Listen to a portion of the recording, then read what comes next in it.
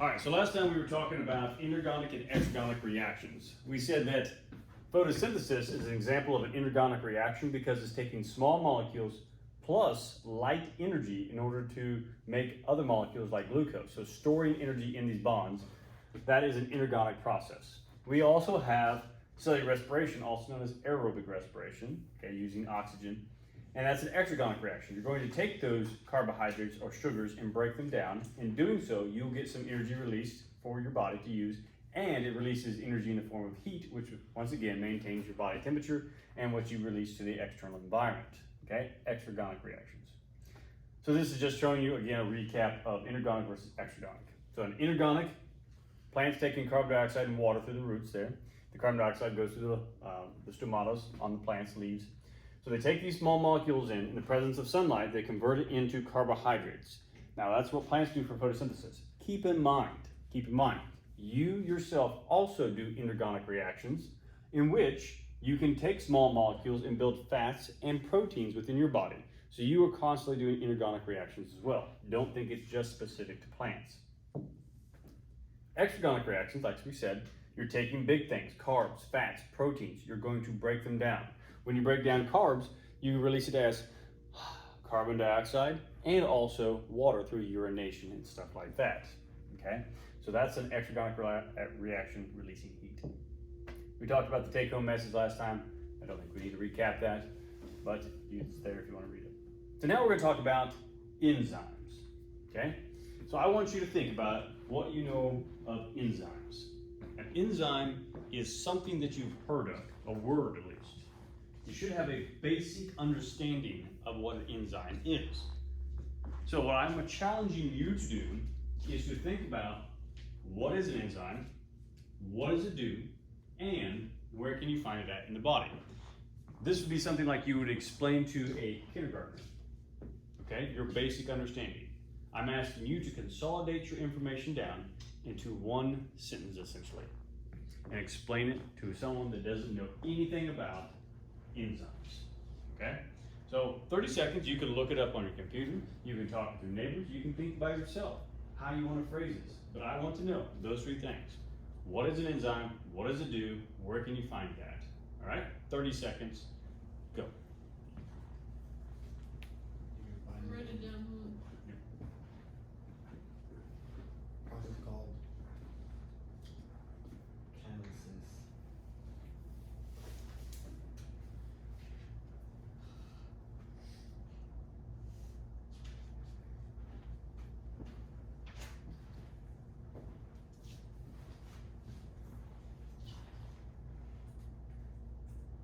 All right, in time. So, explain to little Johnny, what is an enzyme? Ideas? Put it in the simplest terms you got. Protein. It's a protein. Little Johnny raised his hand. What's a protein? You're not wrong, Kelly. You're right. But what is a protein to them? They don't know what a protein is. Simple terms. What? It's 100% pure energy. It gives you energy. It gives you energy like batteries. Batteries in the remote control car. Break it down. They don't understand. Simple. If you can teach it, you know. And that's where you need to be when you go to study is, can I teach this to somebody? If I cannot, I don't have a master of it yet. They create chemical reactions that help support life. So What's a chemical reaction? You know they'd ask that question. So let's back up. Where can you find an enzyme at? Is it my dog? That proteins. process. It's in a process? What process?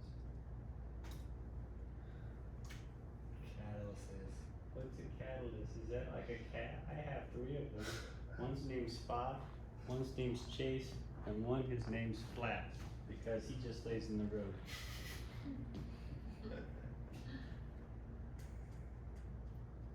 You see where I'm going? So, to help you out a little bit, if I was to say an enzyme can be found in your stomach. And enzymes help break things down, like your food. So what does an enzyme do? It helps break things down, and it's in your body. And it helps give you energy by breaking those things down. So keep it simple, okay? Make sure whatever we're talking about here makes sense to you as well. Because if you can't explain it to yourself, how do you expect to know it? Okay? And if you can't explain it to yourself, that's when you want to ask questions too. So an enzyme is a catalyst, as we were talking about. And a catalyst actually speeds up a chemical reaction by lowering the activation energy, so it proceeds faster. Enzymes are also not used up or changed by participating in the reaction, which means they can be reused again and again and again, which is a good thing, because if they were used up, that means you have to spend energy to rebuild them. So this is good. It's kind of like the dishes at your house, the ones that you eat off of every night, you wash them and you put them back in the cupboard. Those get reused again and again. It's not like a paper plate where you put spaghetti on it and that thing's ruined for life. There is no putting that in the dishwasher. It's gone, okay? So, most are proteins, all right, which a protein we're gonna talk about here in a minute, and some are RNA, so they're kind of unique, okay? But an enzyme acts upon a substrate itself. So a substrate is the specific reactant acted upon by an enzyme. So what exactly is a substrate? It's something that you're most likely going to consume, put into your body, or your body's going to basically act upon and use to build other biomolecules. So it's whatever it is, or take a biomolecule and break it down into other monomers. Okay? So there's many different substrates out there. If you had to take a guess, how many enzymes do you think there are in the human body? Any guesses? 20? Take a look. Use your phone, your computer, Google search. How many enzymes in the human body? When you got it, shout it out. What does Google say? Again, how many enzymes are in the human body? 1,300. About 1,300. 1,300 In a cell. in a cell. That's just in a cell. So a cell could be different than another cell. But let's just say there was 1,300 as an estimate, right? 1,300 substrates in just a cell that can be broken down or built by an enzyme. Wow, that's a lot. I mean, that's 1,300 things that your body's taking in. That's a lot. That's a lot, right? So, a substrate enters the body. An enzyme will act upon it. Not just any enzyme, one specific enzyme will act upon it. Because, as we learned in the previous chapters, structure equals function. And an enzyme has a very specific structure because it is a protein. And proteins are, once again, a string of amino acids together to make a polypeptide chain. The polypeptide chain will fold into its primary, secondary, and tertiary, primary level for the first stages of a protein, or it can become a quaternary structure, a more complex protein. But again, it's folded into a specific shape. That shape dictates what it can do.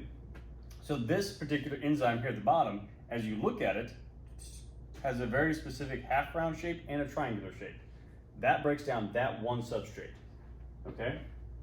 So in your body somewhere, there is an enzyme that is designed to break down sucrose, which is two glucose molecules stuck together, and that's the same type of sugar, sucrose is, that you put in your Kool-Aid, your sweet tea, and stuff like that. You had that enzyme inside you. Some of you may have an extra enzyme that breaks down lactose, which is a sugar commonly found in dairy products. If you don't, you lack that enzyme altogether. Anybody lactose intolerant? No? The other day I had like every single person in the class was lactose intolerant, which is crazy. Usually it's like one or two people, every single person in that class. So, all right, so the substrate, once again, is acted upon by the enzyme at the active site, which we'll talk more about. So the transition state. This is where we're starting to put pressure on those molecules to create new bonds or break ones and result in a new product, okay? So the enzymes lower the activation energy required to bring on the transition state. Okay? When the substrate bonds break and the reactions run spontaneously, that's when we have new products being formed. Active sites are locations on the enzyme molecule where substrates bind and reactions proceed from there. Okay? So a specific location on the entire enzyme molecule. It is complementary in shape, size, polarity, and charge. So think about this. If you had an itty bitty, teeny weeny, tiny little bitty enzyme, and it was designed to break down this huge molecule, would it actually be able to do that? Probably not. So it needs to have a complementary size and shape with that molecule it's designed to break down. Okay? It also has to have similar polarity and charge. So think of like magnets. If the enzyme had a positive charge and the substrate had a positive charge, and every time the enzyme moved closer to that substrate, what would happen? Magnets. Think about magnets. It would push it away, it would repel it.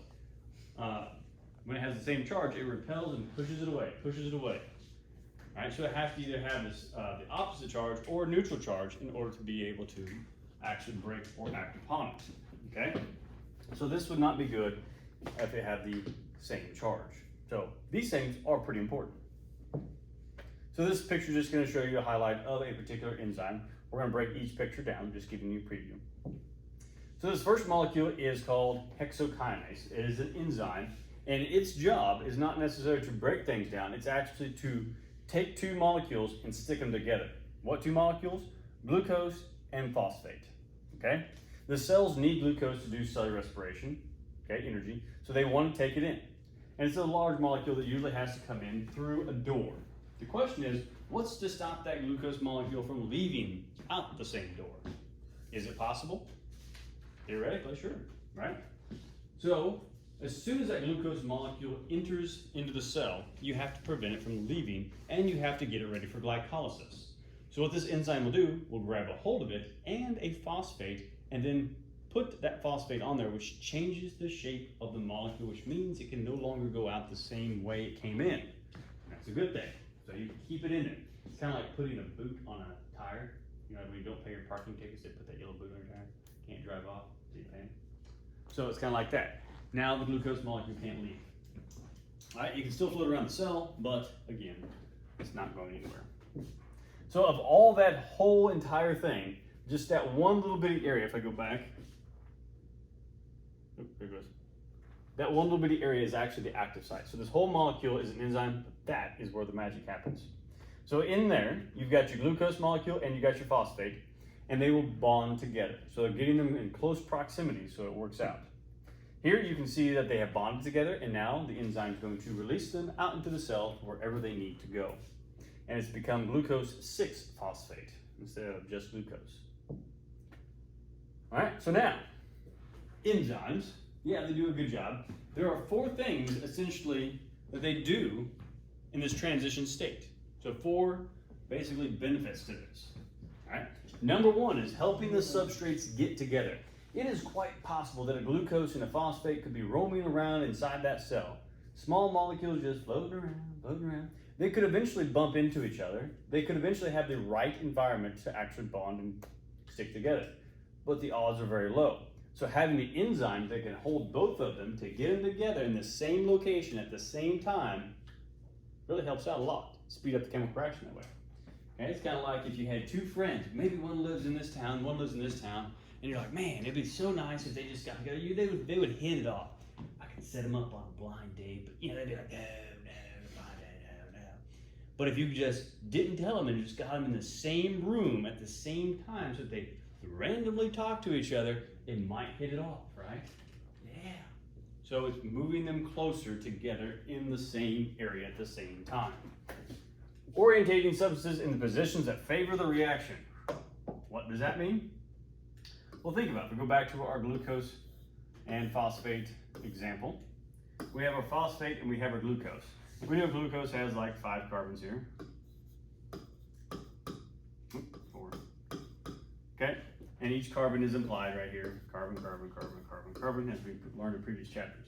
If we wanted that phosphate to attach to just the second carbon, again, it could float around, And it's quite possible it could bump into each other and hit the second carbon. But that phosphate could also be over here hanging around carbon 1, carbon 5, carbon 4, or carbon 3. But we want it right here. The enzyme will take those molecules and turn them so that they get connected correctly at the right location where they need to be. Okay, so position them in the correct area. Okay, inducing a fit between the enzyme and the substrate, induced fit model, which means that you're getting the correct molecule to the correct enzyme. That this enzyme is not just going to take any molecule, it's going to take the one that it needs. And lastly, shutting out water molecules. Now, whoa, wait a minute. Water is pretty important, right? To your body. Like 70% of your body is like water. Your blood, even your cytoplasm has some water. Your whole body, lots of water. So the question is, why is water a problem? Okay, so think about this. My question to you is, it says shutting out water molecules so that they don't interfere with the reaction. What about water do we know might cause a problem for this enzyme substrate reaction? Think about the properties of water that you've learned, the information that you know about water. Why would it cause a problem? Okay, 30 seconds to figure out why water would be a problem. Go. However you want to find it, find it.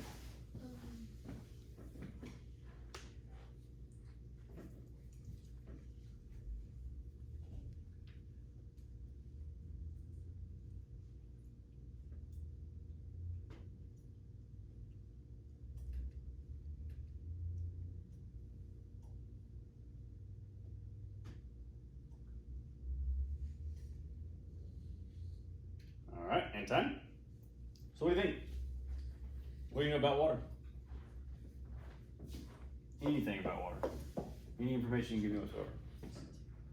What? H2O. It's H2O, so it has an oxygen and 2 hydrogens. Very good. Anything else you know about water? What about the elements within water? They're reactive. They're, Hydrogen is like, do you mean the reactive? Like, yeah, so hydrogen gas by itself, yeah, could be a, oxygen. oxygen is also needed by, you know, to combust and stuff like that. But just the water molecule by itself. What do you know about oxygen on the periodic table up and to the right? It wants one more. It wants actually more than one. Or, I mean, 7. It wants 8, and it has 6. It's 2. It needs 2 more, which means it bonded twice with hydrogen to fill its octet to get stable, okay? But what else do we know about oxygen as you move up and to the right? It's second only to fluorine.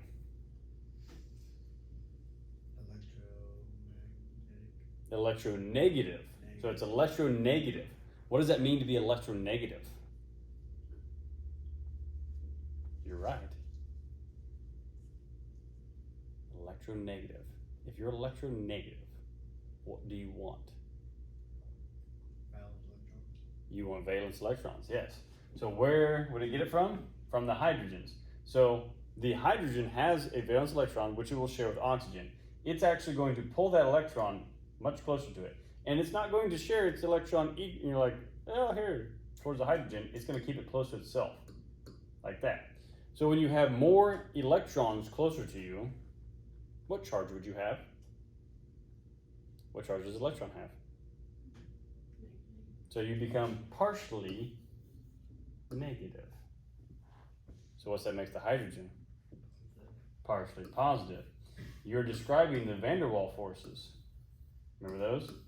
Which determine, once again, how water is actually a really good solvent, which means it will bond with almost anything that has a charge, including what? The question again is, why would we want to shut out water molecules between the enzyme and the substrate? So it has a negative and a positive charge, which means it could bond to what? Carbon. It can bond to carbon, depending on if there's a charge. I forgot which ones you were talking about a few minutes ago. So think about it. If it's a substrate with any type of charge, partial, positive, or negative, water will bond to it. So if the water molecule is on the substrate and the enzyme is substrate specific, have you changed the shape of the substrate by adding water to it? Have you? Yes, you've added something new to it. So therefore, it may interfere with the enzyme actually breaking it apart or acting upon it itself. So shutting out water molecules is vitally important. It can really mess things up. It would be like, for example, Trevin here, he's gonna go and he's gonna see this nice gal here and he's gonna go talk to her. He's been giving her the eye for winking at her and stuff. And he's gonna go over there and talk to her and he's walking over there. All of a sudden, some water molecule dude comes by and puts his arm around her and is like, "What's up?" Trevor's like, "Ooh," and has to walk away because this water molecule dude has interfered with where he wanted to go. Does that make sense? So water can actually interrupt these things and cause problems. You'll never forget that analogy, will you? There you go. You're welcome. So there you go. 4 things, pretty important. Now, the effects of temperature, pH, and salinity on enzymes. This is hopefully going to be the lab that you get to do on Thursday, okay? And it's going to be over looking at enzymes and how these things affect them. All right, so raising the temperature boosts the reaction rates by increasing the substrate's energy, which means more energy, the better the reaction runs, up until a point. If it was really hot outside, 110 degrees outside, I said, I need you to go out there and do all this work. Do you want to do it? No, nobody does. It's 110 degrees. So too hot can be bad for them. In fact, they keep in mind, enzymes and proteins, too hot can actually denature them. What does it mean to denature a protein or enzyme? See if you can remember. 15 seconds, go. If you don't know, look it up. Denature an enzyme or protein. What does that mean?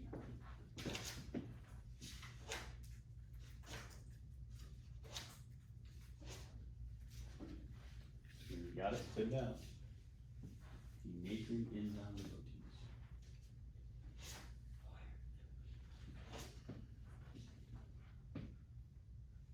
Breaks the bonds.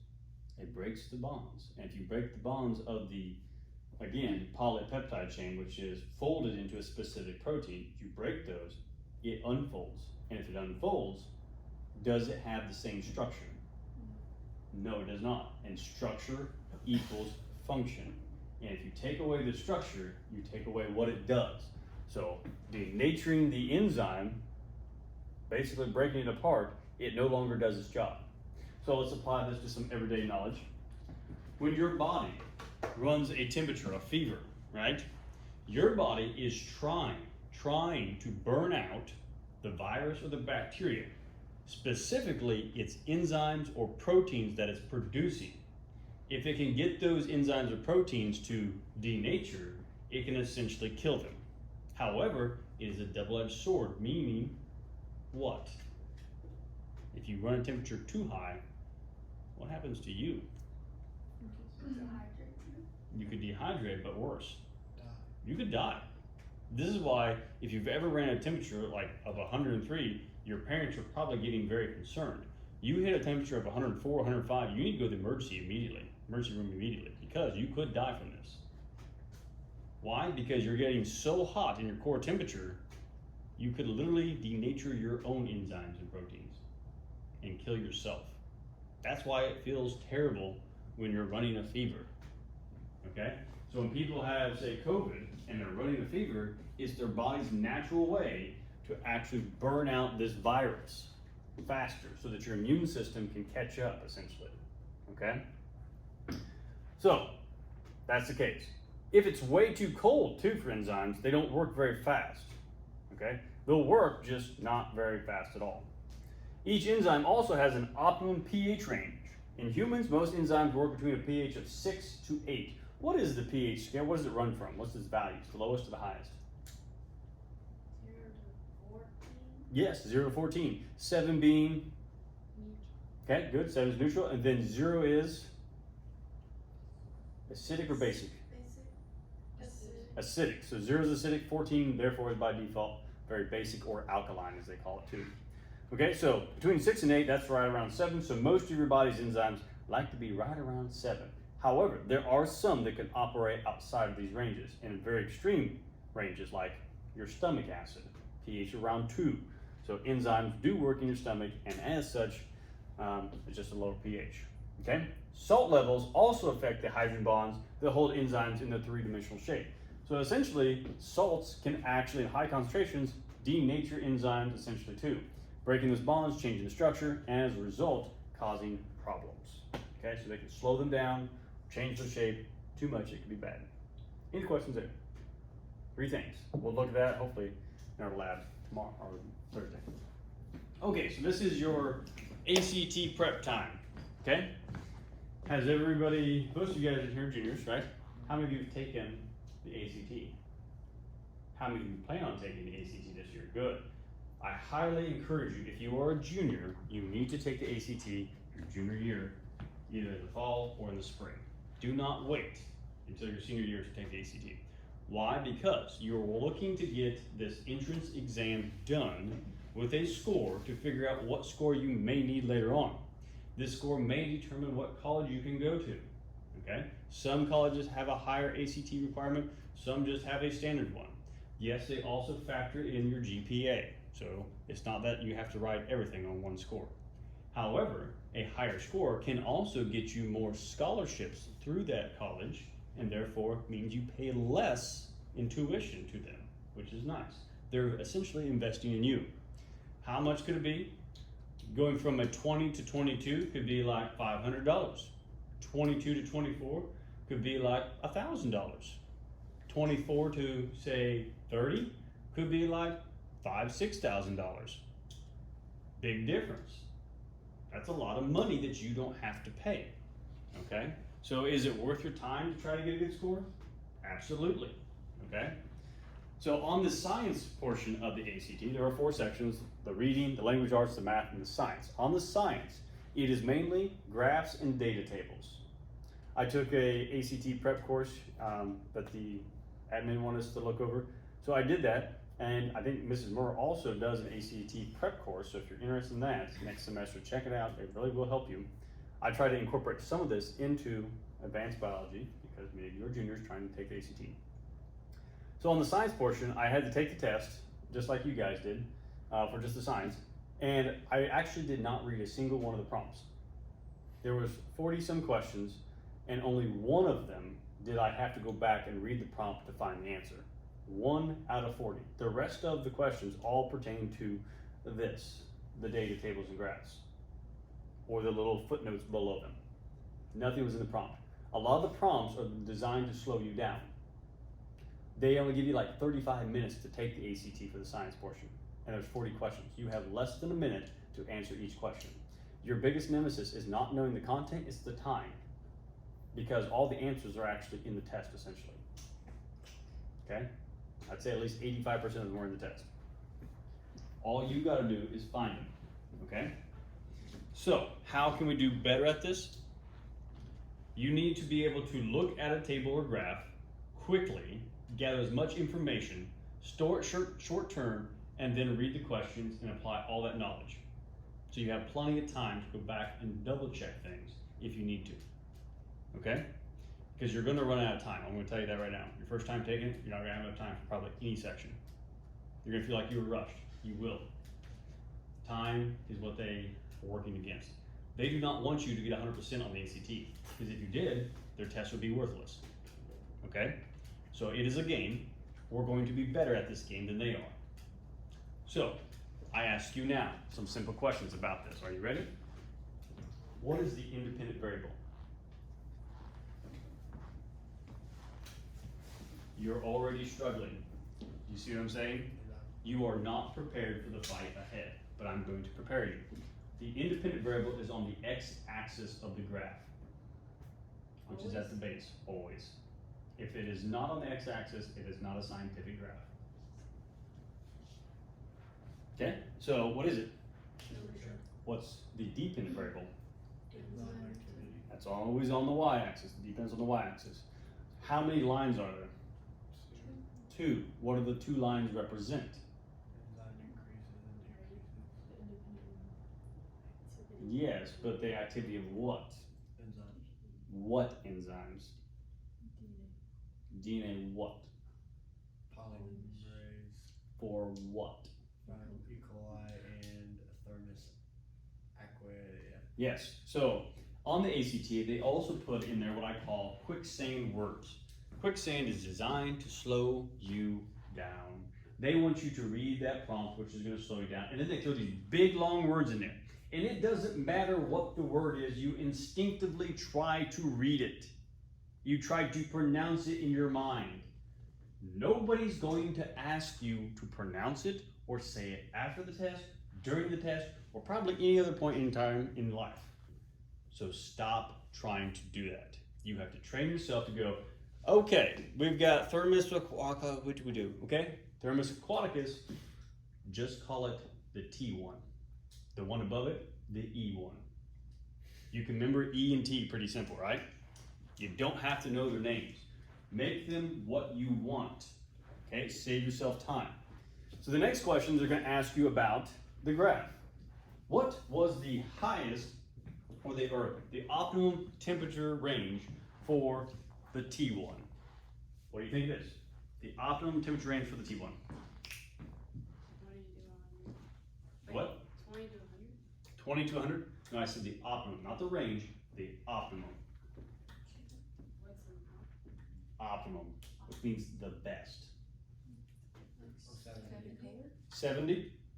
So the red one, the T1, which is the red one, it's around 70 to 75, which is about 158 degrees Fahrenheit, so around 160. That's pretty hot, believe it or not. What is the optimum temperature range for the E1? I keep saying E and T because I want you to get in the habit of this.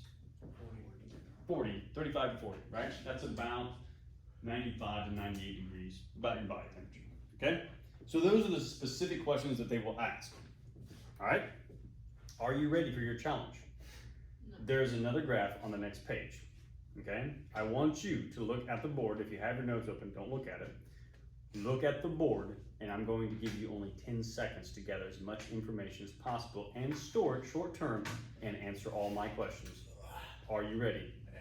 This is what you have to do. You have to train your mind and your skill set to know what is going on. Here we go. 3, 2, 1, go.